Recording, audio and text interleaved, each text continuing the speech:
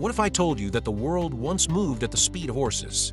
Messages took days, even weeks, to travel from one city to another. But then, one single invention made distance disappear.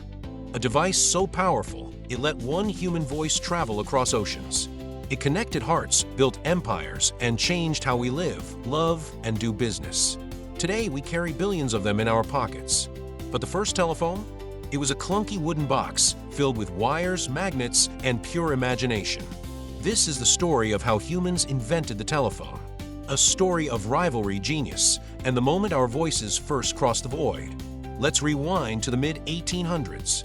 The world was buzzing with a new technology, the telegraph. Dots and dashes could send messages miles away, but there was one problem. You could only send text, not voice. And it required a skilled operator to decode every message. That limitation frustrated one man, Alexander Graham Bell, a teacher of the deaf who dreamed of transmitting sound itself. He believed that if you could send vibrations of a wire, maybe you could send the vibrations of a voice. But he wasn't alone. In a small workshop across town, an inventor named Elisha Gray was chasing the exact same dream. Two men, one goal, and a race that would change history. Bell and his assistant Thomas Watson are experimenting with electric signals and tuning reeds. One afternoon, as Bell accidentally spills battery acid on his clothes, he shouts, "Mr. Watson, come here, I want to see you." Watson, in the other room, hears Bell's voice through the wire. For the first time in human history, a voice has traveled electrically from one place to another. That moment marked the birth of the telephone. But the race wasn't over. On the very same day Bell filed his patent, Elisha Gray submitted his own design just 2 hours later.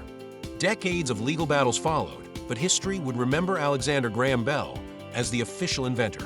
Soon after, Bell's invention exploded across the world. By the 1880s, telephone wires crisscrossed cities. Switchboard operators, mostly women, connected every call manually, plugging wires into panels. You couldn't just dial, you had to ask to be connected. Then came innovation after innovation. The rotary dial, the transistor, and eventually the touch-tone phone. By the 1980s, the telephone left the house and entered our hands. The first mobile phones were bricks, heavy, expensive, and rare. But they represented something profound, freedom from the cord.